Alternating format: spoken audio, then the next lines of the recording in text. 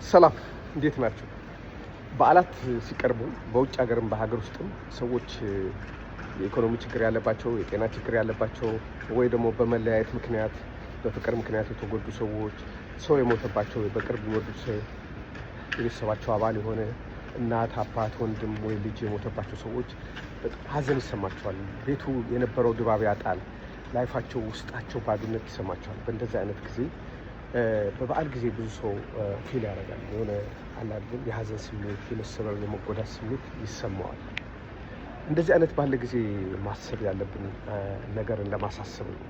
ህይወት ለማንም ሰው ሙሉ ሆነ አታውቅም። በምድር ላይ ካለው የሰው ልጅ በዓለም ላይ ካለው የሰው ልጅ 2 ወይም 3% የሚሆን እድለኛ ሰው ካልሆነ በስተቀር ውጣ ወረድን ያላየ፣ ያልተቸገረ፣ ያላዘነ፣ ያልተገፋ ማግኘት አይቻልም። ይሄ የህይወት ገጽታ ነው። የሆነ ጊዜ ኑሮ በጣም ሊጨልምብህ ይችላል። መሄጃ መግቢያ ያጣበት ጊዜ ይኖራል። ያንተ ያልካቸው ሰዎች ሁሉ ገሸሽ ብሎ ርቆ ብቻህን አውላላ ሜዳ ላይ ልትቆም ትችላለህ። ታርዘ ተርበ የሚደርስልህ የራስህም የሆነ ሰው የሌላውም ሰው እንደ ወዳጅ ሳይቆጥርህ ፊቱን አዙሮብህ ሊሄድ ይችላል።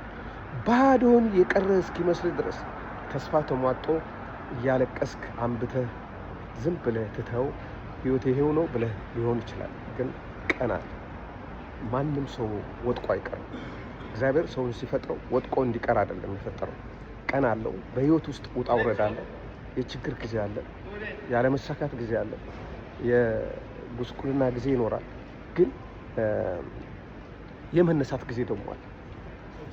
ኢቭን ተቸግረ ማደሪያ መንገድ ላይ ብትወድቅና በረንዳ ዳሪ ብትሆን እንኳን የተሻለ በረንዳ ዳሪ ለመሆን መሞከር አለብህ። ለምሳሌ ችግር ከሚያመጣቸው ችግሮች ለምሳሌ አንድ ሰው ጎዳና ተዳዳሪ ሲሆን ጎዳና ላይ የሚለመዱ ነገሮች አሉ። ድራግ ይለመዳል፣ ሲጋራ ይለመዳል፣ የሆነ ነገር ይለመዳል፣ መጥፎ ነገሮች ይለመዳሉ። እነዚያ የተለመዱ ነገሮች የነገ ህይወትን በጣም አፌክት ያደርጋሉ። ብትራብም ቢበርድህም ብትታረዝም እዛ ባለህበት ቦታ ላይ የተሻለ ሰው ለመሆን መሞከር አለብህ። የተሻለ ሰው መሆንም ማለት ነው ተጨማሪ ደባል ሱሶችን አለመጨመር። ከዛ ነገ ያንተ ቀን ይመጣል። ተሸክመ ምን ብለህ ሰው ጋር ተላልከህ እኮ ሰው ልትሆን ትችላለህ። ውስጥ ያለውን እምቅ ችሎታ የሚያውቅ የለም። መቸገርን፣ የልብስን አዳፋነት፣ ጫማ እንደሌለ ነው እንጂ ሰው ያየው ውስጥ ምን ያህል ፖቴንሻል እግዚአብሔር አንተ ላይ እንዳስቀመጠ የሚያውቅ ሰው የለም። ከዛ ነገር ደግሞ ልታወጣው የምችልና ሊሳካልህ የሚችለው የመከራ ቀኖችን በትዕግስት ካለፍክ ብቻ ነው። ቸገረኝ ብለህ ስለሞት አታስብ። መኖር ከሁሉ ነገር ይበልጣል። አንድ ቀን በአጋጣሚ የቆረጥከው ሎተሪ እንኳን ደርሶ ሚሊዮነር ልትሆን ትችላለህ። ሎተሪ እንድትቆርጡ ባላበረታታ ማለት ነው። እንደ ምሳሌ አንድ ቀን በጣም የሚወድ ሰው አግኝቶ ከሳ ህይወትን ልትጋራ ትችላለህ። አንድ ቀን በጣም አስፈላጊ ሰው ነህ፣ አንተ ጋር ያለው ነገር ሌላ ሰው ጋር የለም ተብሎ የምትፈለግ ሰው ልትሆን ትችላለህ። ሞትን በፍጹም አታስቡ። ውድቀትን በፍጹም አታስቡ።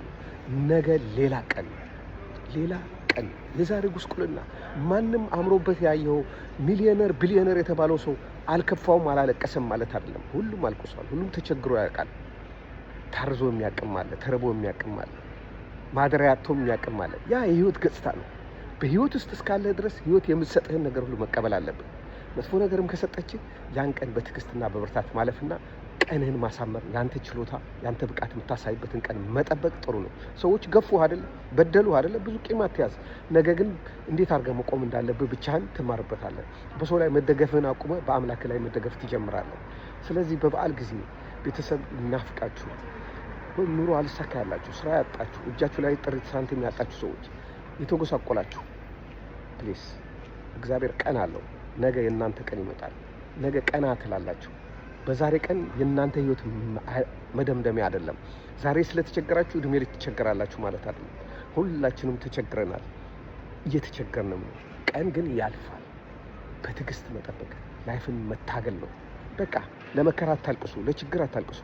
ችግርን በጥረት ማሸነፍ ይቻላል ለማለት ፈልጌ ነው። ላበረታታችሁ የፈለኩት። መልካም በዓል ለመጪው ገና።